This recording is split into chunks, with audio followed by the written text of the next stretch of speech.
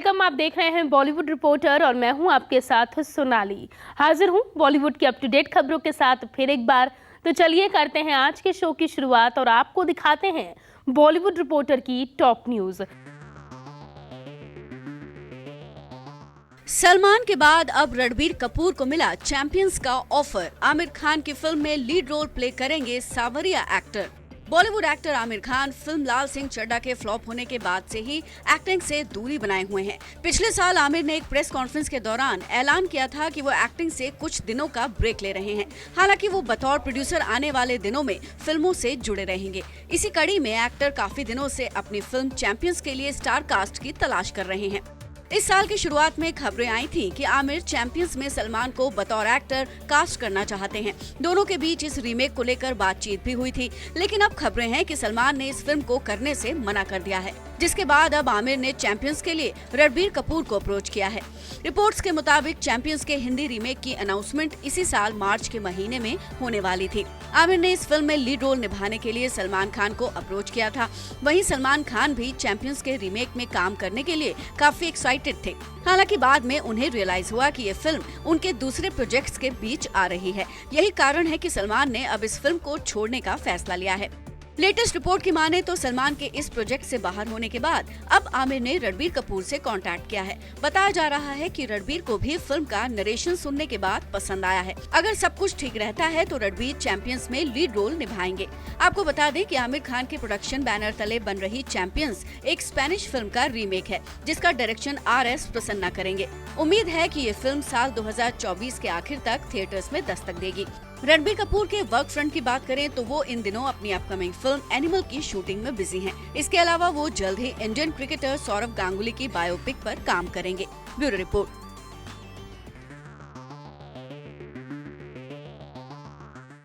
माथे पर त्रिपुंड, होठों पर भगवान का नाम। अक्षय पहुंचे बद्रीनाथ और जागेश्वर धाम। कड़ी सुरक्षा के बीच खिलाड़ी कुमार बीते रविवार को जागेश्वर धाम और बद्रीनाथ के दर्शन करने पहुंचे। सबसे पहले अक्की ने जागेश्वर धाम में हाजिरी लगाई। महादेव के नाम का जय जयकार करते अक्की बाबा के धाम में पहुंचे, जिसके बाद भोलेनाथ के आगे झुककर अक्षय पूजा अर्चना करते हुए नजर आए। इतना ही नहीं, जागेश्वर धाम में महादेव के आगे माथा टेकने के बाद अक्की रवाना हुए बद्रीनाथ को, जिसके लिए हेरिटेज एविएशन हेलीकॉप्टर का इस्तेमाल किया गया। अक्षय हेलीकॉप्टर में बैठकर बद्रीनाथ मंदिर पहुंचे, जहां एक्टर को देखने के लिए काफी ज्यादा भीड़ दिखी। मंदिर के आसपास कई फैंस खिलाड़ी कुमार की झलक पाने के लिए पहुंच गए, जिनका अक्षय ने मंदिर के बाहर आकर अभिवादन भी किया। अक्षय भले ही हेलीकॉप्टर के जरिए बद्रीनाथ पहुंचे थे, लेकिन उन्हें इसके बावजूद थोड़ा चलना पड़ा था। ऐसे में अक्षय की मौजूदगी की खबर ने उत्तराखंड के लोकल्स को खुश कर दिया। वहीं एक्टर बद्रीनाथ धाम के बाहर खड़े होकर हाथ जोड़कर जयकारा लगाते हुए भी दिखे। आपको बता दें कि अक्षय 23 मई को केदारनाथ मंदिर पहुंचे थे। खिलाड़ी कुमार बाबा का आशीर्वाद लेने के लिए बाबा के दरबार में सिर झुकाते हुए नजर आए थे। केदारनाथ मंदिर के बाहर भी अक्की बाबा के नाम की जय जयकार करते हुए दिखे थे। बता दें कि अक्षय इस वक्त उत्तराखंड में हैं। अपनी फिल्म सी शंकरन नायर की अपकमिंग बायोपिक की शूटिंग के सिलसिले में एक्टर उत्तराखंड की वादियों में हैं। खबरों की माने तो सी शंकरन नायर की बायोपिक के लिए खिलाड़ी कुमार देहरादून, मसूरी और रुड़की में शूट करेंगे। वहीं अब इस फिल्म में R माधवन की एंट्री भी हो गई है। फिल्म के सेट से एक पिक्चर वायरल हो रही है, जिसमें अक्की के साथ माधवन भी बैठकर सीन समझते हुए नजर आ रहे हैं। इस वायरल पिक्चर में दोनों ही एक्टर्स वकील के कपड़े पहने अदालत में दिख रहे हैं। देखा जाए तो अक्षय एक के बाद एक फिल्मों की शूटिंग रैप अप करने में लगे हुए हैं। वो बात अलग है कि बीते कुछ वक्त से सिनेमा पर अक्की का कुछ खास जादू चल नहीं पा रहा है, लेकिन बावजूद इसके अक्की मेहनत करने और अपने फैंस के लिए कुछ नया पेश करने से पीछे नहीं हट रहे हैं। बड़े पर्दे पर अक्षय की लास्ट फिल्म सेल्फी रिलीज हुई थी, जिसे वैसे तो ऑडियंस ने खूब पसंद किया, लेकिन कलेक्शन के मामले में ये फिल्म कुछ खास कमाल दिखाना तो दूर, फ्लॉप ही साबित हुई थी। Bureau report. Hey guys, welcome to E24। मैं हूं नवीन सिंह भारद्वाज और स्कूल ऑफ लाइफ बहुत ही जल्द डिज्नी प्लस हॉटस्टार पे आने वाला है। जी हाँ, एक ऐसा स्कूल जो कि एक सच को छुपाने के लिए बहुत सारे झूठ बोल रहे हैं। कोई चुप है तो किसी को चुप कराया जा रहा है और इन्हीं खामोशियों में एक छोटे से बच्चे को ढूंढती हुई नजर आ रही हैं नंदिता, जी हाँ, बहुत ही इंटरेस्टिंग स्टोरी है। अब इसके लिए आपको हॉटस्टार का रुख करना पड़ेगा 2 जून को। और हमारे साथ इस वक्त खुद मौजूद हैं पूरे star cast of this series. We have Geetika ji, आपका बहुत बहुत स्वागत है E24 पे। We have director Avinash sir, आपका बहुत बहुत स्वागत है E24 पे। We have Aamir Bashir and Nimrat Kaur, आप लोगों का बहुत बहुत स्वागत है E24 पे। कैसे हो आप लोग? बहुत बढ़िया, थैंक यू वेरी मच। किस तरह से जा रहा है? पहले तो सर आपसे हम जानना चाहेंगे, इतने आप टैलेंट, किस तरह से एनर्जी मैच किए हो आप ऑन स्क्रीन इनका? नहीं, बहुत ही मज़ा आया। I always wanted to work with this talented actors who are sitting here, and I'm really grateful that they agreed to be part of this universe, this world. Thank you. Nimrit, सबसे पहला सवाल आपसे है। ट्रेलर बहुत ही बेहतरीन है। In fact मैंने देखा नहीं था, मुझे किसी ने कहा कि you have to watch it, because जब रिलीज़ हुआ मैं कहीं किसी शूट पे था एंड मुझे कहा गया कि देखने के लिए, मुझे बहुत ज़्यादा बेहतरीन लगा। लेकिन जब फीडबैक की बारी आती है तो आपको किस तरह से फीडबैक मिलते हैं, अगर बताना चाहें तो? किस तरह का फीडबैक मिला ये ट्रेलर या देख के? इस ट्रेलर का? एक्चुअली सब ये कह रहे हैं कि बहुत इंट्रीगिंग है। ये एक वर्ड बार बार सामने आ रहा है कि what is the show about, क्या कहानी है। और एक एटमॉस्फेयर अविनाश ने क्रिएट किया है, उन्होंने डायरेक्ट भी नहीं, साथ में शूट भी किया है शो। वो मेरे लिए एक्चुअली एक फर्स्ट एक्सपीरियंस है where a director has shot something, जो उन्होंने that was a very interesting experience. But coming back to your question, the general feedback is that everybody wants to watch it because उनको समझ नहीं आ रहा है कि what is the story about, and the world is looking very mysterious. Exactly. Aamir, आपसे जानना चाहेंगे, वैसे तो आप मतलब नाम लो और आपने वो किरदार निभाए हैं अब तक ऑन स्क्रीन में, हमने देखे हैं बहुत सारे अलग अलग किरदारों में आप नज़र आते हैं। लेकिन एक टीचर, क्योंकि स्टूडेंट का एक टीचर होता है, हम उन्हें लुक अप टू करते हैं, लेकिन इस किरदार में ऐसा क्या था जिसके लिए आपने हाँ कहा था? बहुत ही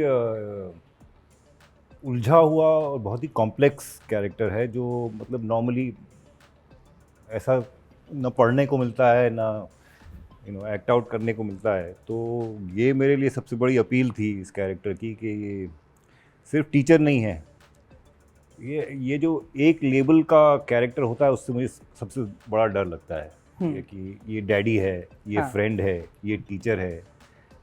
तो हर कैरेक्टर में ऑब्वियसली लेयर्स होती हैं, लेकिन इसमें कुछ ज़्यादा ही है, क्योंकि ये इसकी कहानी एक तरह से, because he is also from the same school में स्टूडेंट रह चुका है। तो एक तरह से इसका जो बचपन से लेकर अब तक, ये एक कैरेक्टर है जो आप आगे पीछे देख सकते हैं। सो वो कॉम्प्लेक्सिटी, वही इसमें एक्चुअली कॉम्प्लेक्स जो उसके साथ बचपन में हुआ है, जो आज एज अ टीचर कर रहा है, वो कॉम्प्लेक्सिटी जो है, वो जो 2 पैरेलल ट्रैक्स चल रहे हैं, वो इसको बहुत ही ज़्यादा इंटरेस्टिंग मेरे लिए बनाया, मतलब मेरे लिए था ये कैरेक्टर। और ऑब्वियसली अविनाश का काम ऑलरेडी हम देख चुके हैं पहले, तो मैंने तो एक्चुअली जब फ़ोन आया था तो मैं जहन बना लिया था कि मैं करूँगा जो भी होगा। अविनाश सर, मर्डर मिस्ट्री जब अब बात आती है तो बहुत कुछ जहन में आता है एक डायरेक्टर के दिमाग में कि किस तरह से स्टोरी बनानी चाहिए, किस तरह से हम व्यूवर्स को लाते हैं। पर जब बात इस तरह से, जब इसके लिए आपको जब अप्रोच किया गया था, मतलब क्या कुछ आपके मन में चल रहा था उस दौरान, जब होता है कि हम इस तरह से बनाएंगे, इस लोकेशन पे ऐसे प्रेजेंट करना है, इस तरह सारी चीज़ें? नहीं, मैं actually I have not been to a boarding school. So बचपन में मुझे बहुत वो दुनिया बहुत इंटरेस्टिंग लगती थी कि क्या, मतलब from a student perspective, from a child's perspective, कि क्योंकि बहुत ही छोटे से स्कूल में पढ़ा था मैं, और वहाँ पे अक्सर माँ बाप कभी कभी बोलते थे कि बहुत अगर शैतानी कर रहे हो तो आप कभी बोला जाता था कि आपको बोर्डिंग भेज देंगे, राइट। तो वो मुझे लगता था कि ये क्या बात है कि मतलब कोई सज़ा है क्या, कभी ऐसा लगता। तो मुझे तो बहुत अच्छा लगेगा अगर मैं कभी अगर मैं माँ बाप से त्रस्त हो जाता तो मुझे लगता है कि बोर्डिंग चला जाऊँ, हाँ, मतलब हमेशा होती है चीज़ें। और नहीं, लेकिन जब मैं शूट कर रहा था एक फिल्म के दौरान एक बोर्डिंग स्कूल में, तो वो एक बहुत पुराना, 100 साल पुराना स्कूल था, और वादियों में था। तो एटमॉस्फेरिकली भी बहुत एक चाइल्ड साइकोलॉजी पे बहुत एक सारा एक इम्प्रेशन उसका एक होता है। और बच्चे जो है, और एक सवाल और था कि कितने बच्चे हैं जो अपनी मर्ज़ी से बोर्डिंग जाते हैं, ये एक सवाल बार बार मेरे दिमाग में आता रहा है। तो अलग अलग कहानियों किस्सों बैकग्राउंड से आने वाले बच्चे जब एक साथ आते हैं, कोई मतलब किस हर तरह के अलग अलग सिचुएशंस से आते हैं, राइट तो ये एक जनरल बच्चों के बारे में, मतलब मुझे लगता है कि ये एक बहुत एक सेंसिटिव और एक ऐसे कुछ 4-5 बच्चों के बारे में है ये कहानी, जो खुद भी बहुत सेंसिटिव है और कॉन्फ्लिक्टेड है अपने बैकग्राउंड से, और वो कॉम्प्लिकेशंस और वो कॉन्फ्लिक्ट्स उनको कहाँ लेके जाते हैं और किस तरह से वो इन सिचुएशंस में अपने आप को पाते हैं। तो ये मेरे लिए ये एक्सप्लोर करना बहुत and the wonderful job which our writers have done, you know, all of them. तो मुझे लगता है कि ऑडियंस को देखने में बहुत मज़ा आएगा। गीतिका जी, आपसे सवाल है, आपने बहुत ही बेहतरीन काम किया था सोनी में, और इनफैक्ट स्केप लाइव मैंने देखा, मुझे बहुत बेहतरीन लगा आपका किरदार। लेकिन बात जब किरदार सिलेक्शन की है, जो मैंने आमिर सर से पूछा, यही सवाल आपसे है कि किस तरह से आप सेलेक्ट करते हो स्क्रिप्ट को? एक सेंटेंस सोनी का था कि जब अविनाश से बात हुई थी कि अविनाश बना रहे तो जहन बना लिया। वर्ड कितना प्यारा आपने इस्तेमाल किया, जहन। स्क्रिप्ट सिलेक्शन इसमें तो वो एक बड़ा रीज़न था मेरे लिए। उसके अलावा महसूस हो रहा था कि ये पूरा जो ये इस्तेमाल करते हैं शब्द यूनिवर्स, ये जो यूनिवर्स बनेगा ये ऐसा बन जाएगा कि ऑडियंस जब इस कहानी को देखेगी तो उन्हें मौके मिलेंगे कुछ बातें करने के, जो परिवारों में अक्सर नहीं होती। माँ बाप अपने बच्चों से नहीं करते हैं, या फिर केयर टेकर्स बच्चों के साथ नहीं करते हैं। तो जो इंसान बना रहे हैं उन पे यकीन है। जिन्होंने लिखा है उनके काम की मैं फ़ैन हूँ, अलीगढ़ की राइटर हैं ईशानी। जो पार्ट मुझे मिल रहा है वो चैलेंजिंग था और कुछ चीज़ें उसमें मुझे डरा रही थी, बट उन डर मैंने पहले अपने पास के इंटरव्यूज़ में कहा है दैट फियर बहुत जगह से आता है, but I try to not allow my choices to be based on fear. तो वो सारे फियर्स का सामना करके मुझे लग रहा है ये तो कर ही लेते हैं, कर लिया। अक्सर वही स्क्रिप्ट करती हूँ जिसमें थोड़ा तो कुछ डर लग रहा होता है, फिर वो थोड़ा थ्रिल मिलता है, फिर प्यार मिलता है। ट्रेलर बहुत ही ज़्यादा बेहतरीन है। Thank you. तो पता है सीज़न कितने ज़्यादा अच्छे होंगे और सीरीज़ कितने ज़्यादा अच्छे होंगे। Thank you so much guys, Thank you. Once again.